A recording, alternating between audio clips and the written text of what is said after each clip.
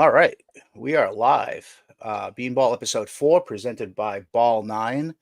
I think that's the first time I've said presented by Ball 9 since we started this. I kind of keep forgetting. But definitely appreciate Chris giving us a shot to do this. So thank you, Chris and Ball 9. I've been meaning to say that for a couple weeks now. Did you see today the Pittsburgh-Baltimore game? I have it on the TV right now. It's being replayed right now. But no, I did not. Did you see? There's a challenge. I've never seen it before. They challenge balls and strikes. So they were using that in like a certain few games in the spring training. I did not see that, no, and I did not know that was being used yet. I thought it was going to be like the last week of the spring training season, but I did not see that, no. So I saw it, and I got to tell you, I'm not a fan. It's supposed to be quick. It's supposed to be like immediate. You challenge it, and it pops up on the board what it actually is, and it took some time. But it was called a ball, and it was a ball that I probably would have called a ball. And then they show it on the ABS, and like a tiny part of the ball caught a tiny part of the low inside corner on the righty. Sorry, it was on a lefty, so it was a low outside corner on a lefty. Okay. But that corner barely grazed the corner, and ABS turned it over to a strike, which that kind of defeats the purpose, in my opinion, of doing it, because those borderline calls could go either way. They've always been able to go either way. Now we're like nitpicking, and in my opinion, that's a ball. It just barely grazed the corner, and they changed it to a strike. So I hope that's not something. I mean, I'm all for robot umps if they're getting it right, but I hope the purpose isn't to turn over nitpicky calls like that. Well, I'm not in favor of robo umps for a lot of different reasons, but family of umpires, sure. Well, that and the fact that I'm also come from a family of catchers, and it really takes away the art of catching. And it's all you got to do is protect the umpire from getting hit now and throw guys out, and you don't have to worry about framing pitches. You don't even have to worry about setting hitters up anymore because the coaches are all calling the pitches from the dugouts now, and I hate that. It's awful. You're a catcher, you understand that. So, I mean, it just takes away the artistry that goes with being a catcher, and honestly, it takes away a significant advantage to some people. Yeah, absolutely. And honestly, it's especially at the like college levels where the coaches are calling all the stuff from the dugout now too. It's doing a disservice to the catchers because they're not learning the game the way that they should learn the game because they don't have to. Correct. Someone's in their ear. Like at some point, you've got to develop these kids if they think they have a shot at moving on. I mean, I know Shank doesn't at SNHU. He doesn't call the balls and strikes. The catches do, which is awesome. It's very rare in college right now, and but you know why, right?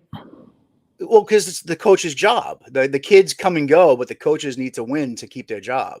There's a lot of money in college coaching right now, especially in the Power 5 conferences. You look at schools like Vanderbilt and LSU, and I know Vanderbilt's Corbin's making over $1 million. Sully's making it at Florida. I don't know, $1.4 million, and who knows what Jay Johnson's making at LSU because he left Arizona to go there. So he didn't leave there for small potatoes, but so the money is real, and these guys don't want to lose their jobs. So yeah, but in my opinion, if they were really like these legendary coaches that were worth that much money, they'd be able to coach these kids and teach them the game instead of doing it themselves. But I get it. I totally get it. I know it's a catch-22 for the coach, but yeah, it's shitty for the game. It's shitty for the kids.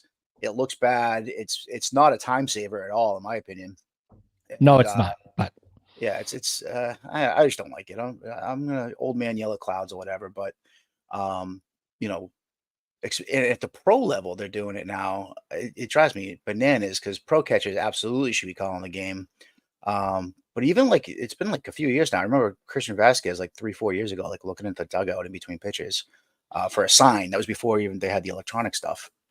So yeah, not great. Not a fan. So, no. Okay, so we're gonna be positive today about the Red Sox. I'm wearing my Red Sox hat, which I never wear because I'm a big Red Sox fan today. I'm a And big Red Sox fan too, but listen, you got to call a spade and call them out when they need to be called out. And sometimes the truth hurts. yeah, it's really hard to be positive about this team right now because we know that they're the worst team in the American League East. So, but I put my list of positive things together. Do you want to start or I put my list of positive things together too, and I will go first, or you can go first. It's up to you. go first? I have a feeling that we're gonna have similar. You might gobble mine up because there's just not that many good things going on. But go ahead, you go first. From a positive standpoint, I think that they're going to hit a little bit. I think that they're now with Ref Snyder hurt. I think it's going to happen. Cron's going to make the team as the right-handed guy off the bench. Um, I think they still think they were a little right-handed short, but in the short term, I think that the team will hit a little bit. It gets a little dicey down the end of the lineup pretty quickly, though. So I'm okay. They may score 5 runs a game, may score 5.5 runs a game. I don't know, but that's one of my positives. I believe that. I think that the big thing, Jim, with this team is going to be how does um, Rafael Devers, shoulder the load, right? And it's his first year in his new contract, and he's got no. You say what you want, he's got nobody hitting behind him if he's hitting second. Trevor Story is a non-problem for me if I'm in the other dugout. I'm not going to pitch to Rafael Devers in any type of situation, and I'm going to make Trevor Story beat me for 162 games. Or So Cassis, yeah. yeah, but they're not gonna, Core likes to go left, right, left, Yeah. right. So you're gonna have Cassis is gonna bat fourth, and he's got a chance to be really good. But sophomore slump is a real thing. But who knows what how he's going to react now. There's a book on him, so I'm excited about the offense a little bit. My excitement dwindles very quickly when we talk about anything but the offense. All right. That's your positive thing. I got a couple things. I actually wrote down a couple things I'm excited about. First and foremost, I am looking forward to the Craig Breslow era. I think he showed with the trade of with Kansas City, Schreiber. He showed that he's got the balls to analyze what he has and make a move without worrying what the fans think about it, which is a good thing. So, Bloom couldn't do that. Bloom held on to guys that he shouldn't have held on to. And he held on to prospects that he shouldn't have held on to. And, I think I'm looking forward. It seems like Breslow has a little bit of a sack and he's gonna do what he's supposed to do. If he does, to be seen, but so far so good in the Craig Breslow era. So All I right, do so hold like on that. real quick. Yeah. So do you think that was it took a lot of balls to make that trade with Kansas City because No, you not know he's duplicated by about 5 guys in the bullpen. Yeah, he was definitely an extra arm, or the third or fourth arm. Or at least he was in theory when Giolito was in the rotation, and Whitlock and potentially Wink and Houck might have been in the bullpen. So he's not quite. They could use him today with Giolito out, Right. but it just shows that he recognizes that this team probably isn't going to win, and that the farm system didn't have any arms, and they got the Sandlin kid, who's a good prospect. So between that and the Verdugo trade, he brought in a couple top 15. I think they're both in the top 15 in the Sox system. A couple That top doesn't really pitching mean much. prospects. No, of course not. It doesn't mean a ton. But I mean, people have been saying good things about Fitz for a while, and Sandlin too. And he wasn't afraid to address a need and to recognize the spot that he's in right now. Whereas, even though we were in last place the last two deadlines, Bloom kind of danced on the fence of like, oh, well, I don't want to like not go for it. but it's like, what are you going for? There's nothing to go for. We're in last place, and we have no Right. chance of leapfrogging 5 teams. So, I guess not balls on the Schreiber thing, but he will have to show some balls, and I think he might come deadline time if this team is in last place. Whether it's moving Story or moving Jansen, Martin, maybe even O'Neill, but I don't think they'll move O'Neill. A couple other veterans that are on short deals. So no, I guess the Schreiber deal isn't why I'm high on Breslow. But that was a good deal, and I think the Verdugo deal was a good deal. And I look forward to not seeing Bloom in that office, I guess. So Very true. Yeah. so that's one positive. Rafaela, he's looked really good. They're at a weird spot here because they haven't traded Duran, and I think O'Neill is your left fielder every day. I mean, he was an MVP candidate 2 years ago, and I know he's on his last year, but I don't think they brought him here to be a platoon guy. He's an athlete. He's a much better defender than Duran. He's a legitimate, ball player when he's healthy, which he just hasn't been healthy the last 2 years. He seems healthy now. So I think he's your everyday left fielder. And it seems like they're going with Abreu every day and right. He's struggling big time in the spring, but he looks good defensively. He's got a cannon. Got a good arm. Yep. Yeah, he hosed Gleyber Torres yesterday. Gleyber was on second, base hit to right field. A couple of bounces. It wasn't even like a line shot. It was a couple of bounces. He got to it, threw a hose to the plate, nailed him, but the McGuire dropped the ball. Right. Yeah. Yeah. I mean, that was a hell of a throw. Good throw. So he looks good defensively. He's got a little bit of speed.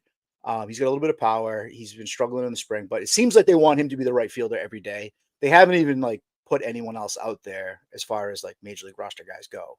So they haven't tried Duran in right field in the spring. They haven't had Rafaela out there or even O'Neill. Rafaela and Duran have been strictly center. They've put Duran in the left a little bit, and O'Neill's only been in left. So it seems like it's Abreu's job, which means that you're either going with Duran or Rafaela. And Rafaela's done a lot of good things this spring. So, that's a good note. And even if he doesn't make the team, it's still a positive thing. I honestly didn't think that with his swing and his chase rate, that he was going to be a major league hitter. And now I have a glimmer of hope that he actually might be. So he's had a good spring, regardless of where he ends up to start the season. Yep. Okay. So that's good. I like that. It's good positive.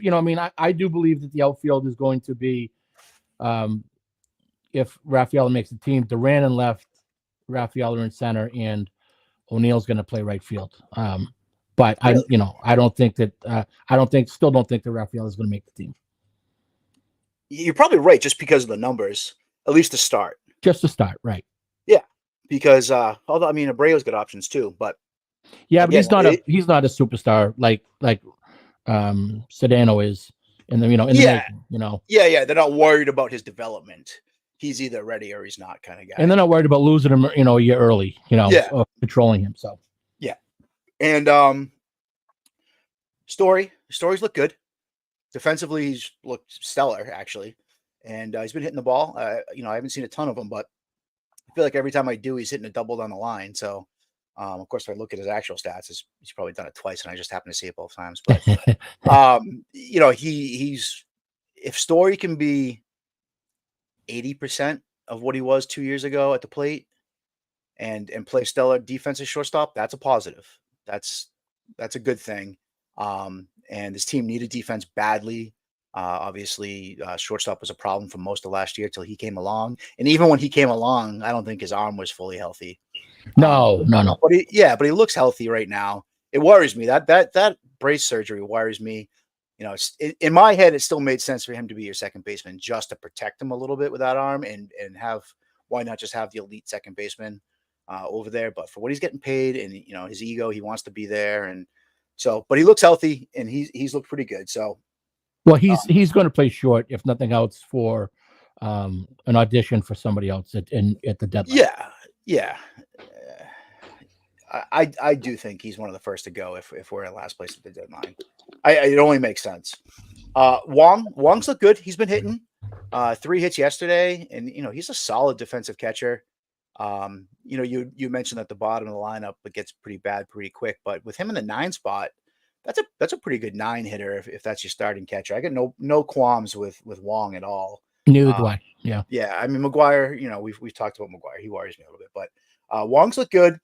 Um, the kid Weissert that they got from the Yankees in the Verdugo trade, he looks really good. His slider has been just filthy so far this spring. It looks like he's going to make the team.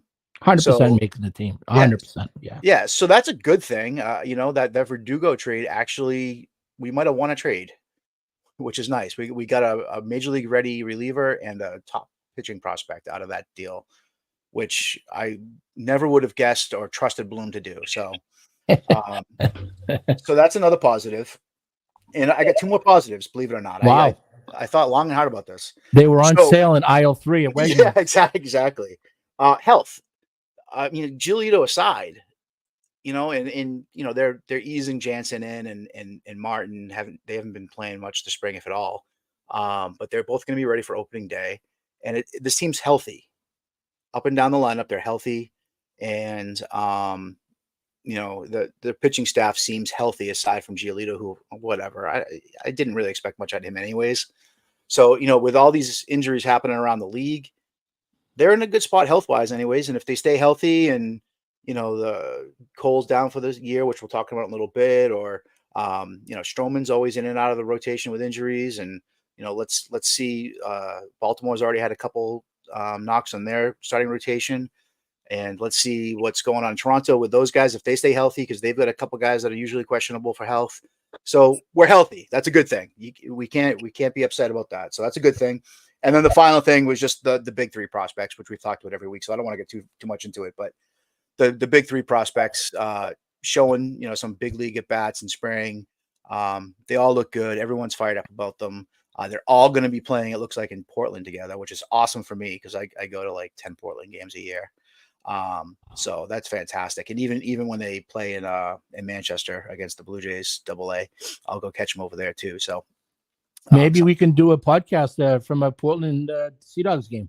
we could do that, or we could do it from Delta Dental over in Manchester when the Fisher Cats and the Sea Dogs play each other. I'm actually having my daughter's combined birthday party there for a game where we're getting a suite.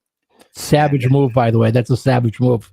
So funny thing is I didn't plan this. I got the suite because I know a guy, and he works for Spectrum, and he gave me the suite. But it was my wife and my gonna be 3-year-old daughter's idea. My Reagan, she loves baseball so much. And she Really? walks around. Yeah. Oh, she walks around the house all day with a baseball glove on. She carries a baseball. She wants to play catch all the time in the living room with a real baseball. She loves baseball. She loves watching it on TV with me. She loves baseball. And her and my wife basically were like, well, let's go to a baseball game for her birthday. So I wasn't going to argue because it's better than like fucking Chuck E. Cheese or whatever, whatever it is. So, yeah, we're gonna do that. It's kind of a pain in the ass for my family because they're all down in Mass, and but it's great for me. I'm in Manchester. It's not costing me anything, and yeah, so I get to go to that. So, anyways, but you look like look at it this way: you look like a hero with all the parents, all the dads.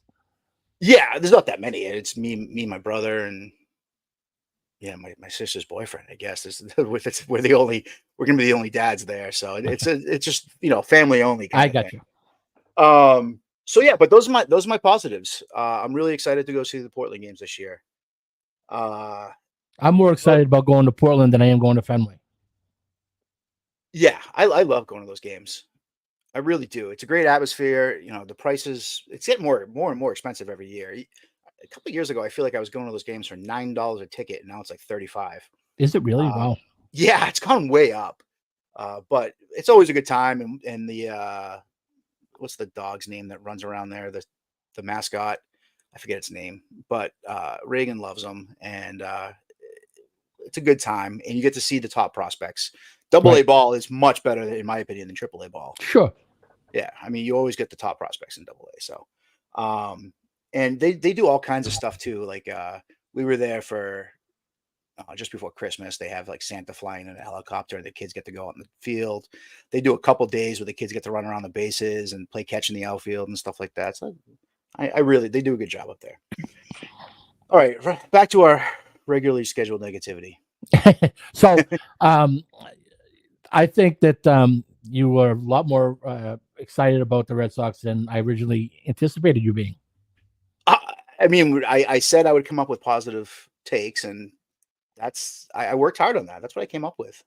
That's your list is reminds me of my grandmother's sweater that she knitted, and there's one piece of string hanging, and if you just pull that one piece of string out, the whole sweater is going to disintegrate. Yeah, no, that list is fucked in about 2 weeks.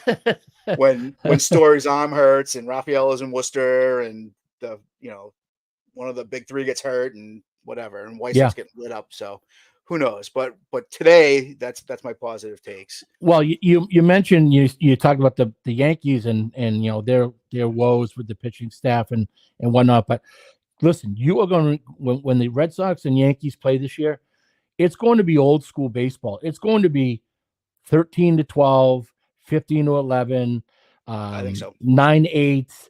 There is going to be some massive runs scored in that series over the season because especially with Cole out. Yeah, especially with Cola. Like, you can say what you want. Um, Stroman ain't the answer. No. Rodon's not the answer. Those guys are better than our two guys at the front, but not by a lot. And then the next three guys, you could put them all, together and pick sides, and they all be the same. So the best out of the bunch that I've seen this spring so far is actually Clark Schmidt. He's their fifth starter. He's looked fine when I saw him. Rodon, his mechanics are off. And I'm no professional pitching coach or anything, but I'm sitting here watching the game going, okay, his release point's different every single pitch. And he's up, he's in, he's out, he's way up the whole game. There's something off. I just don't think he's the type of guy to play in New York. I don't think he can take the pressure. He's lefty. Yeah. Never trust a lefty. Whoa. So back to Cole. So he's out for, they're saying, a month or two, and then they're gonna, reevaluate it. But they think he can make it back in 2 months, and he's not getting surgery. Yeah. Yeah, that's my thing. Is this always leads to surgery every time, even if it's the brace surgery and not Tommy John. He's not going to pitch this year, and I don't think, even if they try to go without surgery and bring him back this season, I don't think it's going to be until June, maybe July, and then he'll shut it down quickly because those things never heal themselves. Those guys are putting an immense amount of pressure on their arms, and when those things hurt, there's a reason why they hurt, and it's not going away in a month or two without surgery or some serious rehab. It's not getting fixed in 2 months. So I read something today that he was in California getting a second opinion from it may have even been the Dodgers doctor, some big doctor, elbow doctor out there, and that it's the Dodgers guy. Okay, so they would know, they would make an announcement tomorrow based on what he had to say, and that they wouldn't be making any final decisions until then. And this is, who said it was, Aaron Boone said it. I forget who reported it, but Aaron Boone said, we're not going to make any more comments about it until after this second visit. And so he was in California today. So, yeah, I mean, has a second opinion ever come back and said, no, he's fine? No. Yeah. It's the same thing as, a successful surgery. When was the surgery ever not successful? Yeah, exactly. Right? Well, except for Tom Brady's. Remember that when he got Brady, right? He got the infection there. Yep. So yeah, I think he's done for the year, and that's a big blow. And I was stunned when Cease went to San Diego so quickly yesterday, and the Yankees didn't go in and get him. But the Padres, they had 3 starting pitching prospects to give up for Cease, which the Yankees don't have, and the Red Sox don't have. And when these, I don't want to pound on the farm system again, but we don't have any pitching prospects, and that's what teams want in trades. They want pitching, and that's why Dylan Cease is now on the Padres, because they had pitching. So yeah, sure, we could turn one of our top hitters into something, maybe a pitcher down the road or whatever, but when you're trading for a top tier starting pitcher, teams want pitching prospects in return, and the Padres swooped in real quick. And I really thought that once it was announced that he was on the block again, that it was New York, and that's the reason that they were even saying out loud that he was on the block. So that was surprising, and I'm even more surprised that they haven't addressed bringing in another arm. I mean, Cease and Montgomery is still out there. We know Montgomery's not going to New York, and I'm pretty sure Cease isn't going. Not Cease. Snell's not going. Yeah, sorry, Snell. I'm pretty sure Snell's not going to New York either because he's a West Coast guy. But I'm just stunned that we haven't heard about them trying to get Snell there. I mean, we're 2 weeks away. We're 15 days from opening day, and Snell and Montgomery are unsigned.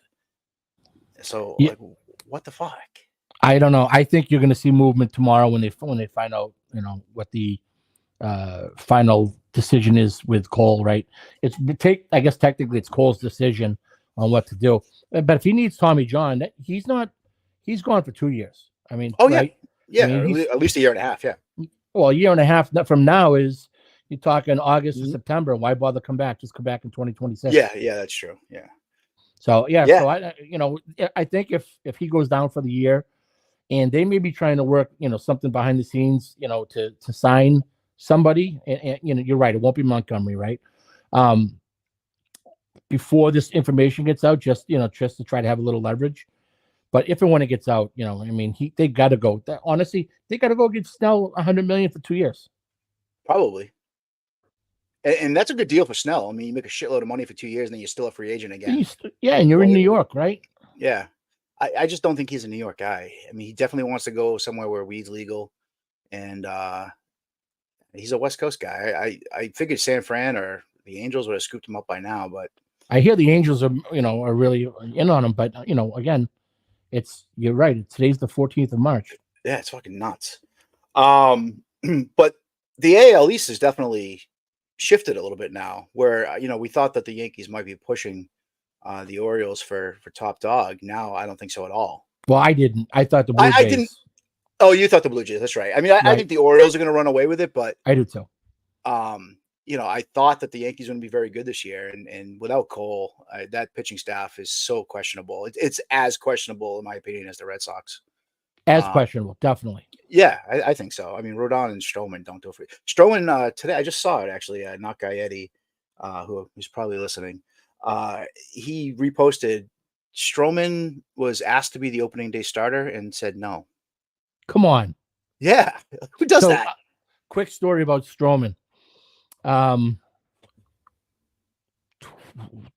year before he got drafted, he was with Team USA. Yeah, Duke, yeah. They came up to play. Team USA came into town to play the Cape League All-Stars at Fenway Park. I umpired the plate that day. Oh, cool. And he started the game.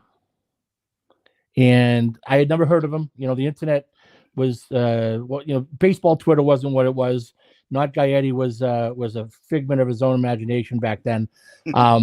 But, and at the same time, I was dealing with my own kids. They were younger and whatnot. So I wasn't nearly as consumed with, what's going on at the draft and everything.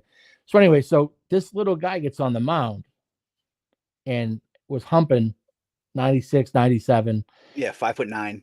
And he's 5 foot nothing, right? And then, so the kid catching was the kid Tom Murphy from Buffalo, at the University of Buffalo. Catching. Yeah, he's a good catcher. He ended up hitting a home run later in the game. He was a monster, dude. He was an average catcher at best. And I'm like, why are you even in this game? How'd you make the Team USA? And then about the fifth inning, he sent one over the monster, and I'm like, yeah, okay, now I know why. But to go back to Stroman real quick, his slider was unbelievable. It was the best college slider I had ever seen. And I had worked the Cape. I had worked, Division I college baseball. I had umpired in the University of Florida. Been around. It was the best slider I ever saw. Unhittable. He was electric. And then when he got done, he went on and played shortstop for like the next 3 innings. Did he really? I didn't know he played infield. Unbelievable. But yeah, he was really pumped up as a prospect because he played in the WBC before he was on the Blue Jays. Okay. And he was supposed to be. I mean, he's had a good career. You certainly can't knock his career because he's turned in whatever 8 or 9 years in the major leagues. But he was supposed to be like, an ace year in, year out with his, big balls on the mound or whatever, but he's turned into kind of a pussy. Yeah. And Well, he kind didn't of a act like preterist. and that's what I was going to say to you was Yeah. he was the nicest kid on the mound. Really? He didn't act like that at all. He walked off. He said, he walked off the mound at the end of the inning, and he knew he was only pitching one inning, and he said to me, he's like, "That's it for me, Blue. I'm gonna go play shortstop now." Nice. And So he was a nice kid, So he developed his own line of cleats. I don't know if you saw that. yeah, I've seen him. They, Yeah, they're called Shugos, and I've got foot problems, and most cleats, like they just hurt. I can't wear Nikes or Under Armour for sure. And New Balance, it's like it depends on the pair basically. But I got a pair of his cleats, and they're fantastic. It's like wearing really. pillows. Oh my god, they're super duper expensive, but they're beautiful, and they're like pillows on my feet. And my plantar fasciitis doesn't act up when I wear them. So shout out to Marcus Stroman for his sweet cleats. All right, get back on track. I didn't mean to get us off track. Yeah, I know. Well, there's not too much. I just wanted to talk about postseason awards. We said we were going to talk about that today, and so we should probably do that. And I sent you over the list earlier of like all the odds for the postseason awards. You did. And I have my picks. So why don't we'll start with the National League Rookie of the Year, and let's hear what you have to say about that. I went off the board. Bobby Miller. Oh, that's not a bad pick. That's not off the board. He was not on the board. Really? I didn't see him. Let me check. I saw him for the Cy Young, right? But I don't think I saw him for Rookie of the Year. The National League Rookie of the Year. Does he qualify? He has to qualify. He was in the majors last year. Yeah, late though. He was not up for too much. Okay. So yeah, if he qualifies, that's not a bad pick at all. So the odds-on favorite is Yamamoto, who I don't like the idea of those guys being rookies, but he's the favorite by far. Right. And then Jung-Hoo Lee, Jackson Chourio, who looks really good, shortstop down in Arizona, and Shota Umanga, another Japanese veteran, who's pitching for the Cubs. And then some guys I've never heard of. And then Jackson Merrill, who is a shortstop prospect who was drafted after Meyer. But it looks like they're putting him in center field in San Diego because they just don't have outfielders. And he's put on a show in the spring. But then the 8th favorite is my guy, Paul Skeens. You think he's going to come up and win a Rookie of the Year? Wow. Yeah, I do. I think he's going to be up sooner rather than later, and I think he's going to be electric. And at plus 2,000, if I'm like betting on Rookie of the Year for real, putting money on it, I mean, I'm not going to waste a $100 bet on Yamamoto to win 175. I'm gonna bet on Skeens and make some money because the kid's a stud, and I don't think they're gonna be able to keep him down that long. So because they're pretty close to contending, and that National League Central is disgusting. Yeah, right. And the Brewers, they might be the best team. The Brewers or the Cubs, maybe. But they just lost their closer for the year, probably. With Williams, stress fractures. Right? Yeah, he's down with stress fractures in his back, and that division is up in the air. So I think Skeens comes up, and he's my pick. He's my National League Rookie of the Year pick. There's a couple other interesting ones down the like the 10th best odds is Jordan Lawler. So that would be my backup pick is Jordan Lawler. Should Bobby Miller not be a qualifier? Yeah, he's plus 2,500. Yeah. He could have a good year. And Dylan Cruz at plus 3,000. I don't think he's starting the year in the majors either, though. And where's he going to play? Who's the center fielder for Washington? Oh, Dylan Cruz. Yeah, Dylan Cruz. Gotcha. Yeah, he's in Washington. I do believe he'll be up here sooner rather than later.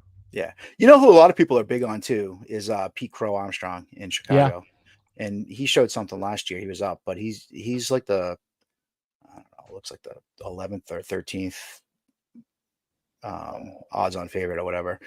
So that's a good bet, plus 3,000 for him. And AJ Smith-Shawver is also plus 3,000. He's a stud. Yep. It looks like he's going to start down in AAA. But if Elder or Morton or Sale gets hurt, he'll be the first one up. And he looked really good last year. He's looked really good this spring as well. Did you see Sale pitch today? I did not see Sale pitch today. Did he do really well again? Well, he was in the third inning and he already had 5 strikeouts Motherfucker. against Tampa Bay. I can't. I just don't even give me any more Sale updates. And he looked like his old self. Free and Great. easy. He just get the ball right back on the mound. That's he awesome. Looked fantastic. He looked great. That's great. Well, Vaughn Grissom looks fantastic too. He does, yeah. Yeah, he looks great so far on the sidelines in the dugout. American League Rookie of the Year. The favorite is Holiday, Jackson Holiday, the Orioles. And then 2 Rangers, Evan Carter and Wyatt Langford. And then Junior Caminero, who's the third baseman, shortstop, Third prospect for the baseman, Rays. yeah. Yeah, he's listed as like third, short, and first. I don't think they have a spot for him at the moment because they've got Paredes at third and Diaz over at first. He's not going anywhere. And Brandon Lowe looks good. He's healthy this year at second base. So I don't think he's starting the season up. Colt Keith, the kid in Detroit who hasn't played a game in the majors yet, but just signed a huge contract. Some guy I've never heard of after that, Nolan Chanel. Whoa, that's my guy. Is that your guy? Yeah, Nolan Chanel. Who the fuck is Nolan Chanel? He was the Angels' first round pick last year and made it to the big leagues last year. Have you seen his strikeout to walk ratio? It's ridiculous. I've legit never heard his name before. Oh, pull up his numbers from last year. Jesus Christ. How'd you pick this guy? Well, for one, I'm a college baseball guru because I'm involved in the college baseball world. I'm a self-proclaimed guru, by the way. No one else. I mean, I watch more college baseball than most people do. He went to FIU, the first round draft pick. He's fantastic. How the fuck do you spell his last name? Schanuel.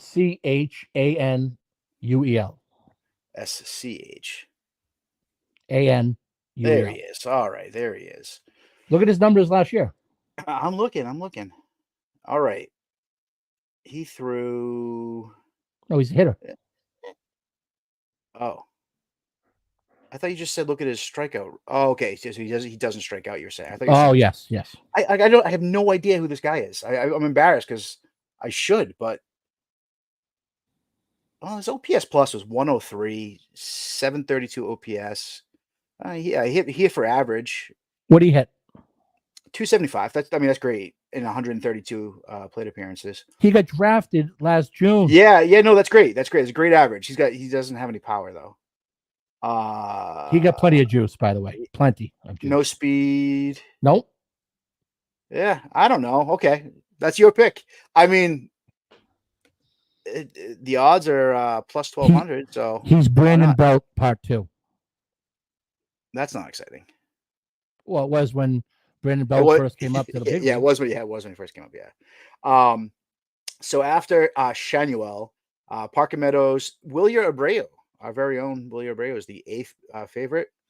And then some other people that probably have no chance. You work hard for your money, right? Yes. You're going to put any money in Wilyer Abreu? No, God, no. Okay. No, I'll tell you, my money is on Evan Carter.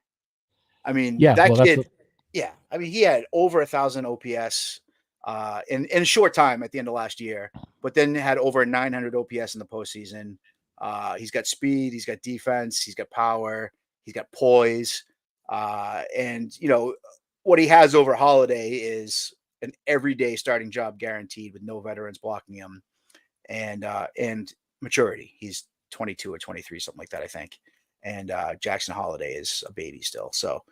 Even though Holiday is the favorite and he looks good, I like Evan Carter. To me, Evan Carter is might even be like an MVP candidate Well, they don't win the World Series without Evan Carter. So. No chance. Yeah. No chance. I honestly think he's going to be a top 10 MVP vote getter this year. So he's my pick at plus 300 in the second best odds to win Rookie of the Year. Cy Young Award, National League, which is in my opinion, the easier of the two to pick a Cy Young winner. I'm going with the favorite. I'm going with Of course you would. Of course you would. I knew you would. I have to. I just have to. I mean, he just looks so freaking good. And he's on a mission, and the Braves they're going to support him with runs. And as long as he stays healthy, and he added that curveball that looks disgusting, I like Glass now. He's the 7th plus 1,400. So I was like betting money on it. I like Glass now at plus 1,400 and Steele at plus 2,000. Who do you got? Zach Wheeler. Okay. Yeah, I mean, he's a stud. I don't think he's the best pitcher in the National League. Well, whoever pitches better against the other team is going to win the Cy Young. It'll either be Strider Between or the two Wheeler. of them? Yep. Yeah. So if Strider shuts down the Phillies all season when he pitches against them, he'll win. If Wheeler shuts down the Braves all season, he'll win. Fair enough. I like that. So we have a little bet against each other here. And Wheeler's from Atlanta on top of it. Yes. So is Strider. He's a Georgia boy, isn't he? Is he? Yeah.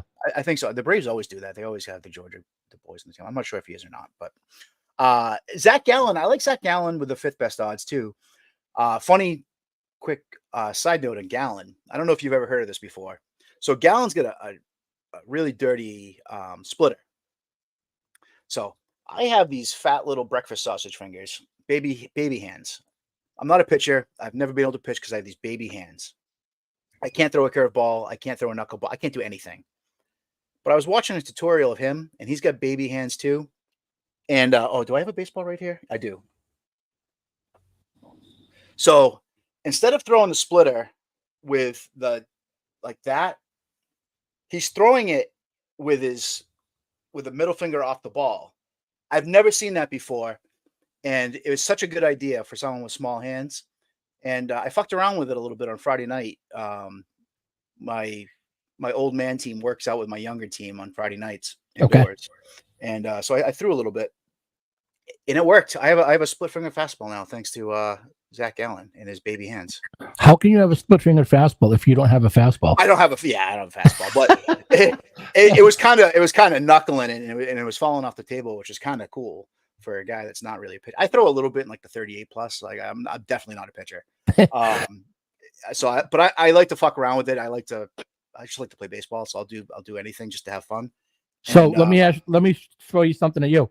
So my friend of mine that I think we talked about last week to get drafted by the Braves out of high school.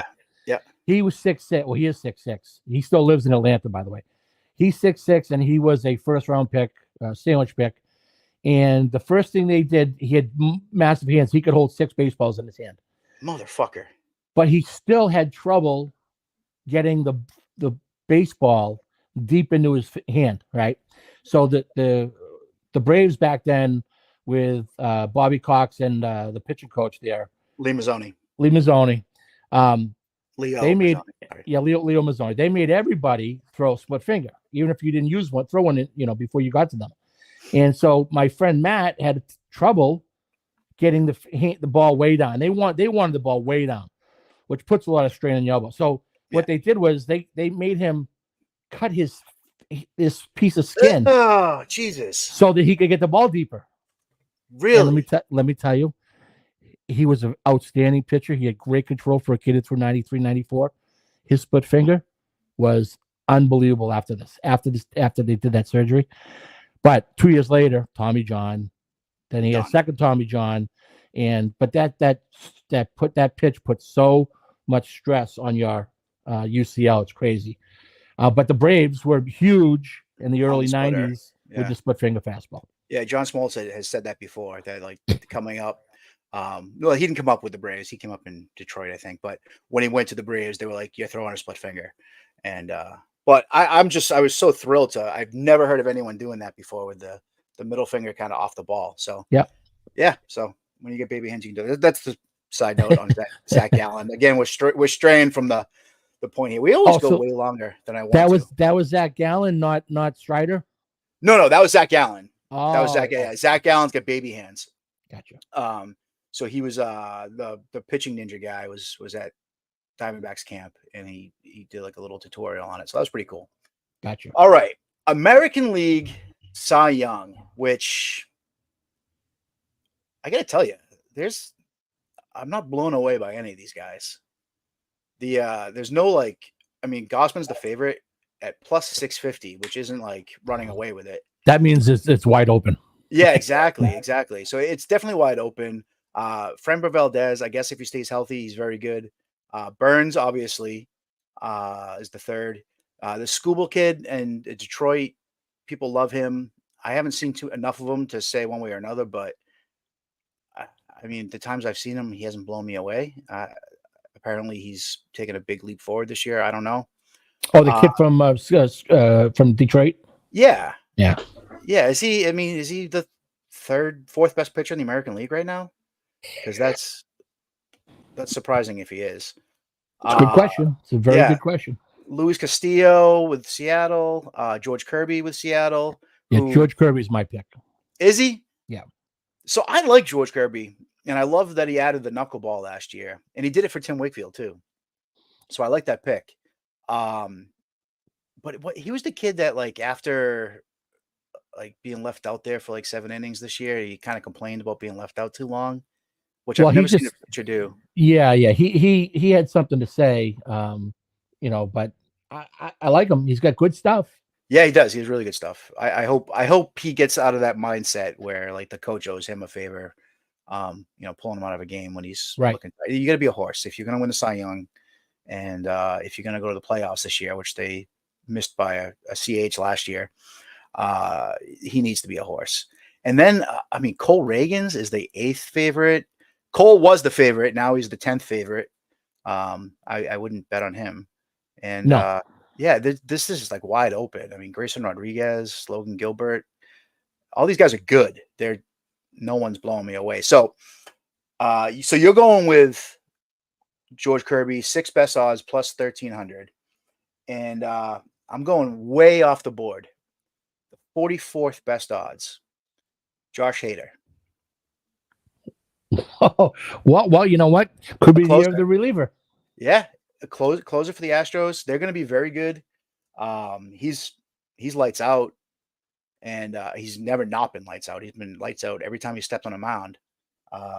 He could get 50 saves this He's going to year. need 50 saves. Yeah, but you're right. Yeah. How long has it been since is he the last one? Last one. And he was the MVP that year too, right? He was MVP yes. and Cy Young. He walked like 4 guys for the whole year. Jesus Christ, that's incredible. So Hader is the 44th best odds at plus 15,000. Wow. So I will be putting $100 on Mr. Hader to win. I will also do the same just because you can't pass up 15 grand. Right? I mean, it's not crazy with all those like good pitches, but no one that's like a hands down favorite. No. And some like health questions up there too at the top. I think I like the pick. I'm going with Hader. That's a great pick. Who gave it to you? No, that's me. That's all me. That was all. I was like scouring through the list, and I was like, "Man, these guys suck." And I like happened to like keep scrolling. I was like, "Oh, Josh Hader. I forgot he was on the Astros." So, and I like the Duran kid too in Minnesota. Yeah, but they're not going to win as much as Houston's going to. So no. So my pick is Hader, and yours is Kirby. George Kirby. I like that. I like that pick. National League MVP. Let's see here. The odds-on favorite is Acuna again, who I love, but he's not my pick because it's not too often you get back-to-backs. Let me. Why is American League? It's always the National League on the top. Here we go. Acuna plus 500. Mookie Betts plus 650. Ohtani, Tatis, Harper, Freeman, Olsen, Carroll, and then Machado and Turner. Those are the 10 candidates, and they're all good. I know you're going Corbin Carroll. Yeah, that's good. Good call. I'm going Corbin Carroll. So actually, I'm sorry. I'm not going Corbin Carroll. Oh. I'm gonna put $100 on Corbin Carroll because of the odds at 1,800, and that's like a betting pod thing that I'll do down the road. I like his odds at plus 1,800. I think Mookie Betts at the second best odds. Now that he's playing shortstop, I mean, he won't be there long. You don't think so?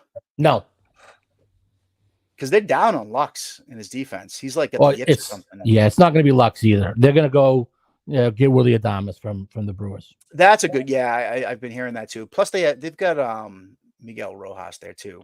Rojas. But just the fact that he's going to be the opening day shortstop and he's he's the best right fielder in baseball, and then or maybe Acuna is, but top 2 right fielders in baseball. and then he played second base last year, and now he's playing shortstop. I mean, that's valuable. Have you That's seen him play shortstop yet this spring? no, I haven't. Does he look all right? I No. imagine they say he's got really good range and a good first step. Okay, he's got really good range for a right fielder. No, they were saying he has good range for a shortstop. Yeah. Okay. That's what the nerds are saying. So I haven't seen it. I haven't seen it yet. I haven't had a chance. But I will definitely. The Dodgers are on my 10 o'clock starts. I'll be flipping between the Dodgers and the Diamondbacks all year. 10 o'clock at night, my wife goes to bed, and I pour myself a bourbon and watch some West Coast games. Um, so I like Betts to win it up to win the MVP. And I don't think Ohtani, because he's not pitching this year. He's not gonna. If he was pitching, it'd be different. Uh, I like Tatis. I think he bounces back this year. Yeah, what's yours? It's the year of the Phillies. Jesus Christ, Harper. Yeah. Yeah. Healthy. He is. I think he's poised for a monster year. I really do. With I that can't lineup, argue. and he's healthy, and he's going to be playing first base. That run to the dugout is a lot shorter than it is from right field. Yeah, saving those knees. Yeah, and I just think he's going to have a monster year. I think he's got a sour taste from the last 2 years of postseason baseball, and I think he's going to come out of the gates swinging this year. You know what would concern me if I was a betting man with Harper? It's not that he's not going to have a great year at the plate, but you know that these voters now, they use WAR, and WAR factors in defense. And if he goes out and leads the National League in errors at first base, his WAR isn't going to be where it should be, and I think that could potentially hurt him. You think he's gonna have a bad year defensively? Because I watched him play in the World Series in the postseason last year, and for a guy that hadn't played there really, I think he did fine. Yeah, I just hate as a first baseman. I just hate the idea that you can just throw anyone there, because there's a lot of footwork involved, and it's not an easy position by any stretch. He's not going to be an elite first baseman. No, but he's just going to be average. He's going to hit 45 home runs. Yeah, he's going to knock in 130 runs. Absolutely. I mean, he's a great player. I like him. I used to not like him. I love him now. If he wasn't on the Phillies, I'd really like him. If